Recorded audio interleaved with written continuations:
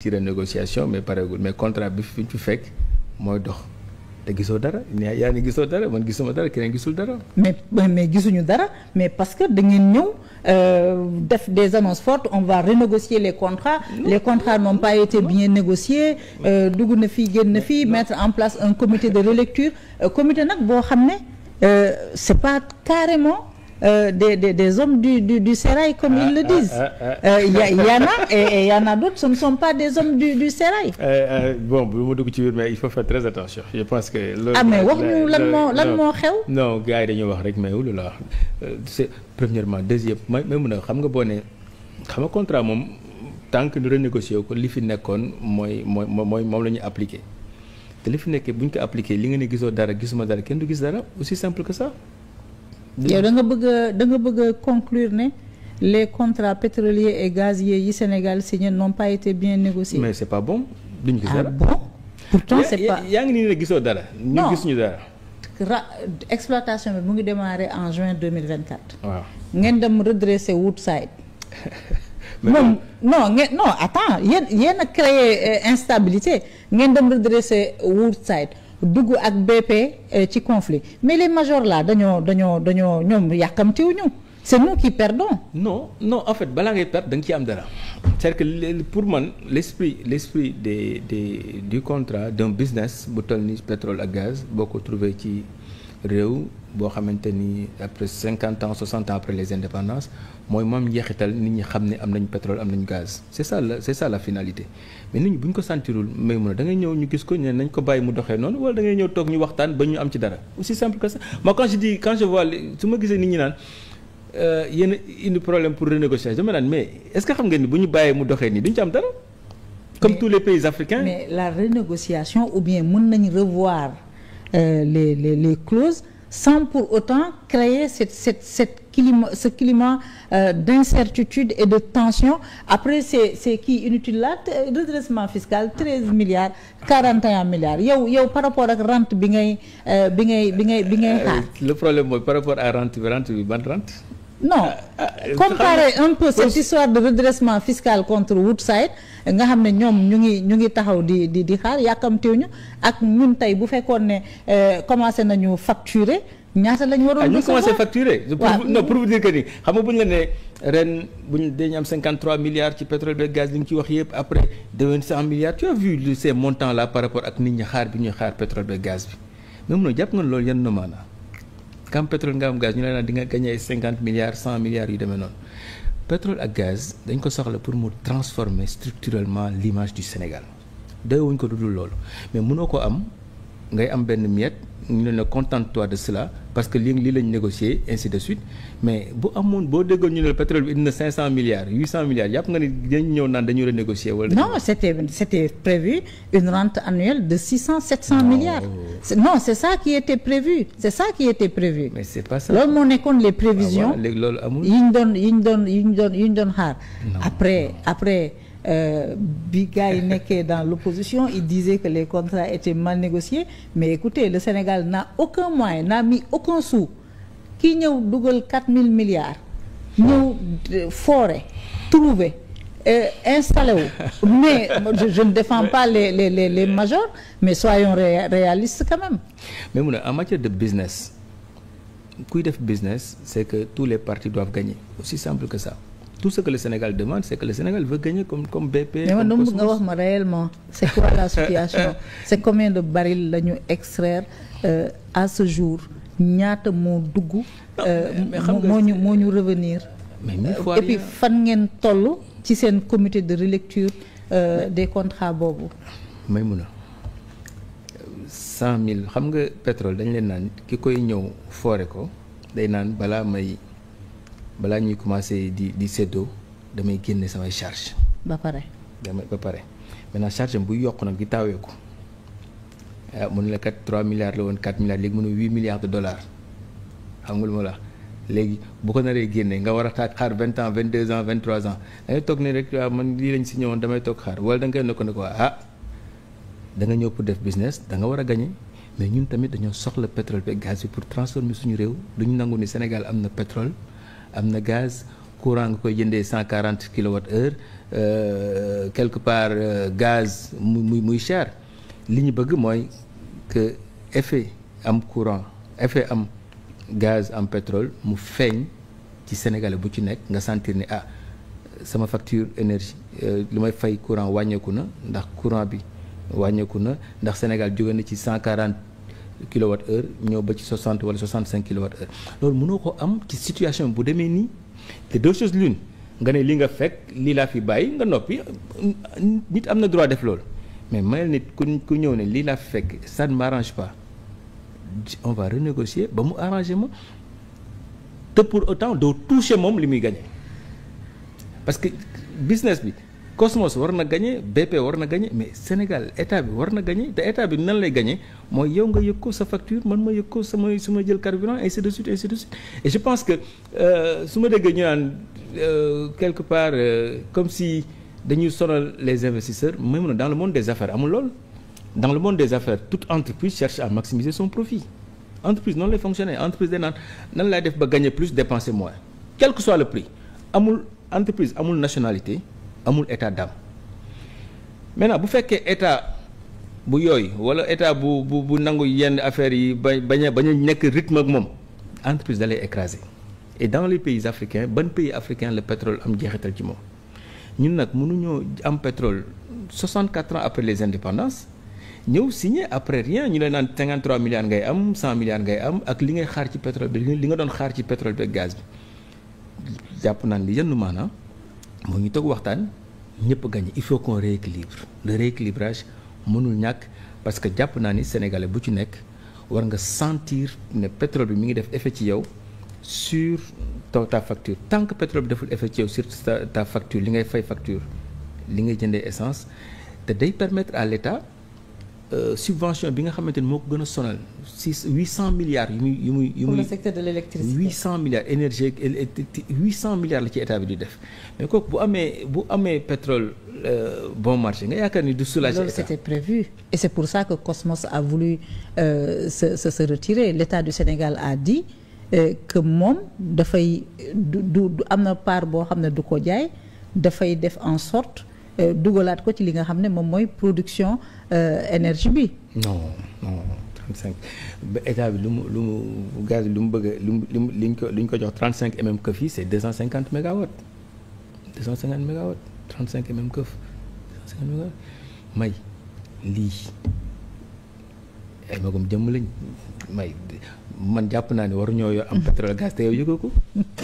entre nous may ay magum jëmm dinañ ñëw. naan Sénégal yi am nañ pétrole am nañu gaz mais yéen Sénégal du ngeen ko yëg dinañ ci am 50 milliards déwén dinañ ci am 100 milliards déwén mais pour man tous les Sénégalais et pour moi même les partenaires que ce soit BP que ce soit Cosmos que ce soit Woodside xam nañ ni seen intérêt mooy ñëpp gagner l'idée pour nous c'est que tout le monde gagne et que pour que tout le monde gagne mooy nañu fexe ba indiwaat affaire yi mooy ñu xool ñaata la compagnie bu ci nekk di gagner comment faire pour que Sénégal mën a gagner Sénégal ne peut pas je ne peux pas être d'accord nous les Sénégalais ngay dégg ñu naan non renégociation yi day indi problème dans le monde des affaires. Le Sénégal je n'ai pas souvenance d'un contrat avec des multinationales étrangères remis en cause par le gouvernement du Sénégal mu profité ñu de Wade avec Elliott Hydro-Québec Kumba Resources avec Wade, Macky Sall ArcelorMittal. Vous avez vu que le débat, cette sempiternelle polémique sur ArcelorMittal, remettre nañ ko sur la table. Le gouvernement le Sénégal a toujours regretté les tentatives de renégociation des contrats. Benn contrat laa gis gouvernement Sénégal renégocier ko. mu gën a profiter à l'État muy le contrat de l'autoroute à péage dont la prochaine clause rendez-vous est fixée en 2026 mais yële na yëpp ce sont de mauvaises et de tristes expériences. mais boobu sax bi nga wax sax c'est relatif parce que dañ ko wàññi yokk leen durée yooyu yëpp c'est des. Mais c'était pour fixer le. Non, c'était pour que Eiffage n'augmente pas les tarifs. non dañ ko bàyyi mu perte foofu yokk nombre. yokk durée bi c'était pour qu'il n'augmente pas les tarifs. loolu moo gën a dangereux. Là les tarifs sont bloqués jusqu'en 2026. xam nga man j'ai eu la chance de travailler sur avec l'ex-Africa on a fait un travail sur. L'autoroute à péage et je pense que notre suñu travail boobu ça a impacté sur les renégociations donc stratégie yooyu moi je suis ingénieur financier rapidement nga wàññi prix bi yokk at ñu fi def tu gagnes la même chose loolu bon ñoom lañ mën lañu tee naxe mais may la ñu négocier. Ce qui est réel c'est que on a augmenté la part du secteur le secteur privé intégré na. pour kii les 20% yi ñu joxoon état bi gis nga même na yooyu yëpp état bi da ko moomoon mais mosu ko woon jël mais je vais dire une chose. da ko moomoon mais mosu ko woon jël c'était pas dans le contrat initial. si état xam nga boo amee état noonu lay fonctionner mais état moo ko mosul woon jël ñun on a fait avec. Element l'ex-Africa on a fait ce travail là xam naa la ko partagé et puis bañ ko defee je pense que ci la am effet mais ce qui m'a fait mal nga wàññi prix bi yokkal leen seen at c'est la même chose bonnet blanc bonnet mais pour revenir à notre renégociation. Au pétrole et au gaz. nañ ñu may ñu renégocier parce que muy BP muy Woodside ñun lépp lu ñu bëgg mooy pétrole bi am njeexital ci Sénégalais yi mais en tant que président de la République du Sénégal. xanaa Bassirou Diomaye Faye yéene na Sénégalais yi bu ñu ne am nañ pétrole am nañ gaz bu ñu taalee seen lampe sentir ko. bu gaa yi préféré dem contentieux. non duñ ko def ils comprennent. vous êtes sûr mais mun a gars yi du ñuy fii gars yi du ñuy cuuna de il faut pas penser que nit ñay cuuna lañ am na yoo xamante ni les gens comprennent on sait très bien comment les contrats en fait xam nga yaa ngi naan 3 milliards de dollars 3 mu dem 8 milliards de dollars coût yooyu yëpp boo ko bëggee jël dara dootu ci des rus naa la wax sax ñaata lañ ci am mais pour vous dire c'est peanuts à partir de ce moment nous surtout ce que nous voulons que BP gagne Woodside gagne Cosmos gagne Sénégal gagne les Mauritaniens gagnent. Mais est-ce qu'on ne peut pas faire l'économie de ces contentieux de ces redressements fiscaux gaa yaa ngi fii la ñuy jëlee matière bi est-ce que l'État du Sénégal warul gën a wane souplesse ak dérouler benn stratégie boo xam ne les Sénégalais vont sentir les rentes de cette exploitation-là. On fait les deux pour te dire que parce que quand même booy renégocier ak nit foo nga xam mbir mi nu mu demee ku ci nekk lu mu ciy am pour nga mën a wax ak yow maag yow bu ñu bokkee affaire bi benn business war a génne 1 milliard nga ne yow da nga jël 950 millions bàyyi ma ak 50 millions naa la mais moom bàyyi ma ak 200 millions sax nga jël 800 millions yi foofu la ñu toll je pense moo tax nit ñi naan du ñu juboo. mais comité de relecture bi moom yàgg na de fu mu liggéey fu mu toll. mais mun a droit ça demande du temps c'est des choses yoo xamante ni il y a l'aspect juridique il y a l'aspect financier il y a l'aspect social donc il y a des référents il y a des sous-commissions yoo xamante ñoo ciy liggéey mais jàppal ni. Que ce soit le Premier ministre, que ce soit le président, autant les gens font le travail de la renégociation des études, autant les gens aussi discutent avec ñoom pour xool l'essentiel mooy à la fin de la journée que le Sénégalais ressente que am na pétrole am na gaz loolu moom. Et le COS-Pétrogaz dans tout ça ñu ñëw ci COS-Pétrogaz. xam nga. pétrole gaz mais mun a mooy loolu mooy tant que amul njeexital ci nit ñi dañ naan rek Gabon am na ko Mali am na ko. day doon malédiction lañ koy wax ta bon malédiction sax ñoom ni ñu ko comprendre ak définition bi c'est un peu relatif malédiction mooy nga topp pétrole ba bàyyi sa les autres secteurs de l'activité économique mais tey pour man objectif finalité bi ñu am ci stratégie bi nga xamante ni moom lañ bëgg a teg mooy. may mun a pétrole bi moo ñu mën a permettre li président Macky Sall doon wax gaz to power mooy nga fexe ba pétrole bi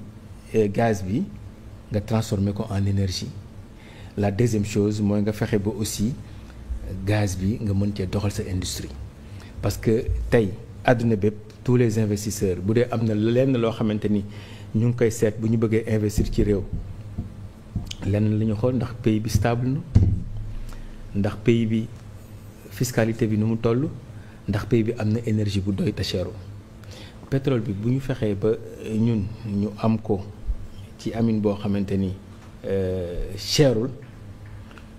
amul benn dëkk de la sous-région boo xamante ni mën na ñoo xëccoog yow ci investisseur direct étranger parce que di nga mën a attirer industrie bu ci nekk parce que am nga énergie cherul te di nga ko assurer stabilité politique. Maintenant après le président de la République lui day xam ni pétrole ak gaz lu ñu ci mën a def sur le plan agricole li ñu ci mën a def en termes d'engrais li ñu ci mën a def sur le plan industriel day naan boo bàyyee ministère de l'industrie day am ay programme am ni leen nii laay def ministère de l'agriculture am ay programme nii la ku ci nekk ni man lii laay def moom président day bëgg ku ci nekk lu muy def mu am benn harmonisation boo xamante ni day am benn vue d'aigle sur. ku coordonner la chose. conseiller ko tout à fait léegi nag loolu da ngay naan pétrole bi kat bu génnee fii muy jaar nan la ñuy def ba mën fa am benn pôle boo xamante ni pôle bi kat dinañu mën a am gaz bi moins cher développer industrie moins cher jéem a xool pétrole bi pétrochimie bi nan ngay def ba engrais bi ngay jënd parce que tey ñu ngi sentir ni monde bi ñu ngi commencer di ku ci nekk di ñàkk sa bopp. ku ci nekk yaa ngi tëju donc tu es obligé nga commencer chercher des solutions à l'intérieur chercher des solutions à l'intérieur day tax président nag maintenant gis-gis bu muy am warul am gis-gis rek ne pétrole gaz c'est un élément bu koy permettre mu impacter sur l'agriculture sur l'industrie sur le commerce sur l'enseignement supérieur parce que tey les métiers dérivés sur le pétrole et sur le gaz dañoo war a commencer adapté wu lan la ñuy jàngalee xale yi ba ñu xam dans 5 ans 6 ans lan mooy les prochains métiers lan mooy les prochaines entreprises yi nga xamante ni mën nañ cee gagner dara donc tout cet écosystème là il faut que est-ce que yéen a ngi exploiter la loi sur le contenu local j'ai l'impression que les choses se sont yéen a ngi koy exploiter oui et toutes les filières qu'il faut investir mais oui sauf que première année bi day metti parce que on a commencé à l'appliquer am na ñoo xamante ne dañoo jàppoon ni mën nañ ko bañ a respecter dara du leen ci fekk mais tey am na lu leen ci fekk mi ngi commencé mettre. c'est-à-dire Khadim il faut parler c'est-à-dire on sanctionne. Non mais parce que may mën a gis nga réew bu ñu ko bëggee mu dox contenu local du dara lu dul permettre à toutes les grandes entreprises ñu aider les PME permettre les grandes entreprises ñu wax lu ñu def pour may mën a nduur fay mën a teg entreprise am jéem a capter ay marché mais bu ñu bàyyee certaines grandes entreprises di dem Chine di dem en fait di jël seen marché di ko jox ñeneen mais du am ruissellement dans l'activité économique parce que économie lu ko yor mooy ruissellement muy wàcc mu dal fenn di wàcc ci ñëpp loolu nag bu ñu bëggee mu def ko bu ñu bëggee mu am la loi sur le contenu local mooy yow kat bëgg nga def lii mais il faut que ñu xool yow li nga war a def. donc yéen actuellement intégré ngeen ko. ci la politique énergétique pétrolière et gazière. Oui, c'est une obligation depuis sur les mines comme sur le gaz et